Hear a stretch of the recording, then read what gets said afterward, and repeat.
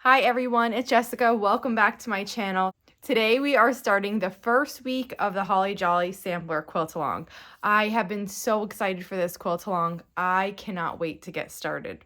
If this is the first time you're hearing about this quilt along, or if you're interested in participating, there is a link below to my blog that has the schedule. And in that schedule, there's a free downloadable PDF so you know which blocks to make all the weeks of the quilt along. There's also a link to the pattern below. This week we're making 2 blocks. We're making Snickerdoodle and Peanut Butter Blossom. All of the blocks have cookie names and I just love it so much. So let's get started. Even though I pushed this quilt along back 2 weeks, I'm still majorly behind. So right now I'm choosing my fabric and we're going to be making the blocks shortly, but I grabbed a few fat quarter bundles earlier in the year when they came out. These are the ones that I got: Tiny Christmas, Mistletoe and Holly, and Charming Christmas. And I'm gonna go through these and just pick out some prints that I want to use, and then I'm gonna add some fabric from my stash. I usually find that sometimes when a bundle is kind of smaller, like this is, I would say, a smaller fat quarter bundle. This one's a little bit bigger, but they don't often have a lot of blenders because the fabric collection is meant to show off, the designs by the designer. And sometimes when they're too big, shops or people don't buy them all because it costs too much money, it's too much fabric to stock, and there's a number of reasons. So a lot of times you'll find a bundle with a ton of beautiful fabrics in it, but not a lot of blenders, so you have to add those yourself. So basically what I'm doing is I'm going through all these bundles. I have them stacked here, and I'm going to pick out the colors I want to use. I'm planning to go traditional red and green. I haven't decided if I'm going to add lighter greens like this or pinks. That is up in the air. I'm definitely not adding black or gray or anything like that. When I made the first one, I did green, pink, red, and black. Black's not usually my color, I would say, for Christmas. It was in the original fabric collection that I used to do it, so I used it in there, and I do think it looks beautiful. So if you like that, don't shy away from it at all. But this time I'm gonna go traditional red and green. Might add these 2 light versions, I don't know yet. So I'm pulling colors, and a lot of times you can see this kind of illustrates it here, how the reds vary from collection to collection. Some are a little orangey, some are a little purpley. When I'm doing a sampler quilt, I like them all. They add depth, I think. They add a lot of charm. You might not think that these 2 colors look nice together because one's orangey and one's purpley. But when they're put together in a quilt, I find it's just so beautiful. It adds dimension and depth and just so much, like, hard to describe, but so beautiful. So I'm going to add all the shades of red that I have. All these different types of greens we have. These look pretty similar in the color families, but these are the types of different shades that I'm going to use. And so I'm going through these. I'll be picking them out. I know that I need to add some more white prints. There are some here. This one has quite a few. Like, this one's beautiful and it's relatively low volume, so it won't draw too much attention away from the main prints if my prints have a lot going on.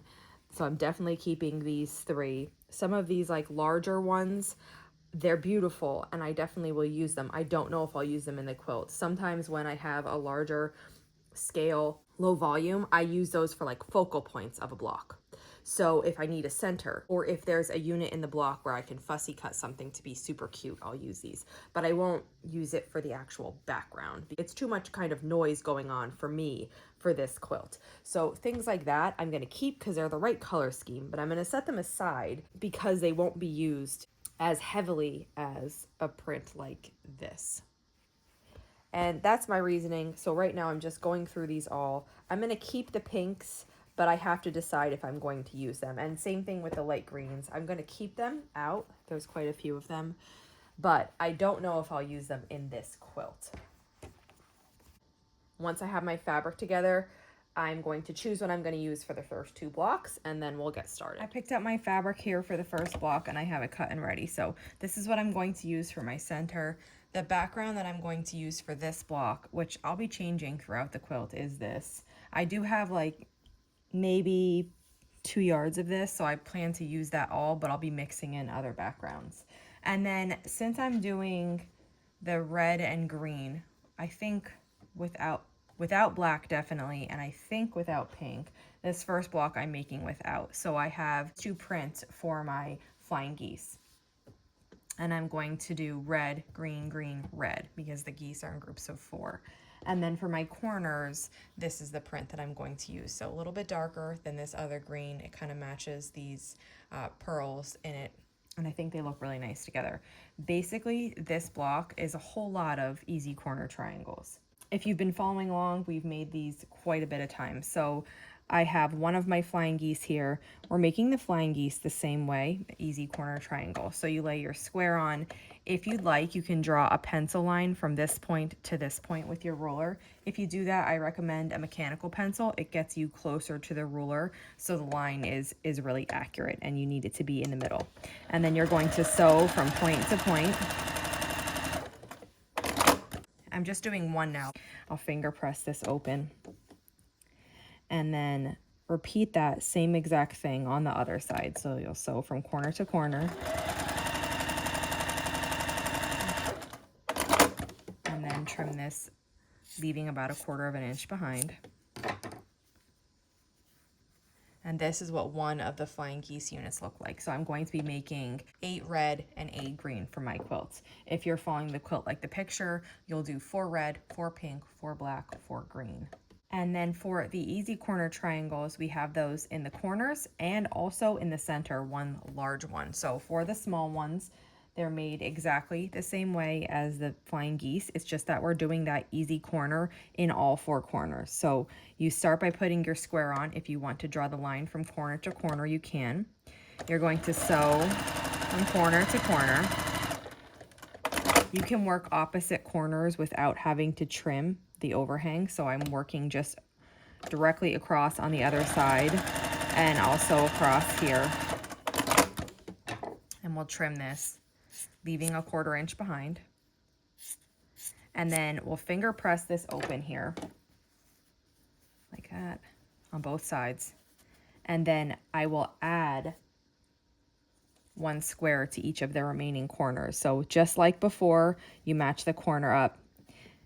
You hold your piece in place and then sew from corner to corner. And then repeat that on the other side as well.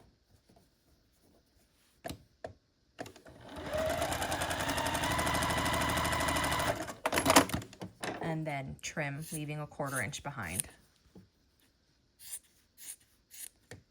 Finger press this open, and here is what one of the corner units looks like then. So you need 4 of these corner units, and then we're going to do the exact same thing with our big center unit. It's just that the pieces that you're using are bigger. It's exactly the same as the green ones. So you'll start in the corner, sew cross, and then you'll do this for each corner of this square. Okay, and I just finished sewing those last 2 corners on. So this is what my center looks like. And I am going to continue to make the geese, and then I'll show you how we sew these together in strips of 4. I have my flying geese ready, and I'm going to assemble them into a line. So this block will use 4 of these flying geese units. I'm putting the red one down so the point is facing left, and then I'm assembling the next one on top of it. The point will be facing right when they're right sides together. And just sew across here. Remember, we've talked about this before, where the intersection of this line and this line at that point right here is where your point forms on the front. So when you sew with your 1/4 inch, you should fall just below this point. If you do that, then on the front, your point will be perfect and not cut off. If you end up going over this intersection, that's what cuts the point off. So it's not always possible. I know it's hard to do that, and it takes a lot of practice, but knowing what forms the point should help. When I'm sewing here, the way I do it this way, I can watch where I'm sewing. I can make sure that I'm falling just under that. If you're not and you want to pick the stitches out and try again, you can do that. And if not, then that's okay. Every time you make a flying geese unit, you'll get better at sewing them accurately so that your point isn't cut off. It does take a lot of practice. So this is what my unit's going to look like here: red, green, green, red. And like I said, we need 4 of these. I have all mine made, so I can just lay my block out here roughly so you can see it. And this is going to be assembled like an uneven 9 patch. The flying geese point all in one direction around the block. So when you're laying your block out and setting that up, you can check yourself by making sure that they're kind of pointing in a continuous circle. And then the small diamond in the squares are going to go at each corner. So that's the rough layout.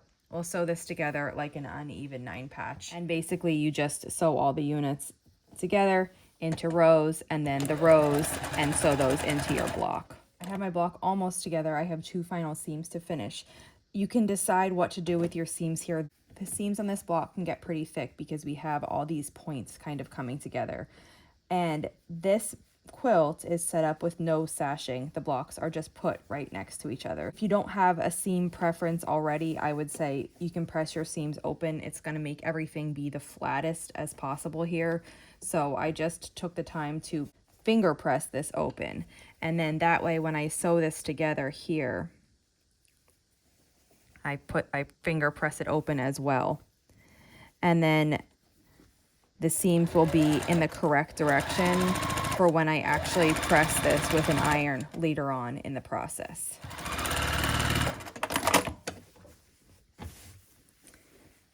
And here is what the completed Snickerdoodle block looks like. And our next block for the week is called a peanut butter blossom block. It's basically composed of half square triangles and some rectangles. So the first thing we're going to do is make our half square triangles. We're doing them cut to size and 1 at a time. If you wanted to make these 2 at a time, you could keep the squares whole and just sew 1/4 inch away from the center line. And then if you cut on that center line, you'll get 2 half square triangles. I just prefer to make mine 1 at a time. Now, after we have it made, we need 4 of these, but I'm just making 1. After we have this made, I just finger press it open, and then we just have to trim these overhangs at each corner. And then this half square triangle is the exact size that we need in our block and is ready to be used. The next thing we need to make is our strip unit. So for the strip unit, we have 3 pieces that look like this. I'm using 2 whites in mine. In the pattern that's written the first time I made it, I didn't use 2 whites. I used the same. So you can feel free to switch them up, do it just like the pattern, do it your own way. It's up to you. I'm using this fabric towards the outside of my block. So that's used in my half square triangles. When this is put together, this portion will be on the outside, and then this candy cane one will be on the inside. So it's totally up to you with how you want to put these together, how many fabrics you want to use in each. It's really flexible. So I just sew these together on the long side to make a strip unit, and we need to make 4 of these also. When it's finished, this is what it looks like. And after we have all of our units made, I'm just going to lay it out so you can see. This block will be assembled just like a 9 patch. So these go at north, south, east, and west like that. Like that. The half square triangles go in the corners with the colored portion facing in. And then I have a block center here, which I'm using this green floral.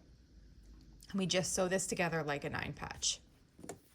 I have 1 more seam to go. This block is looking so cute.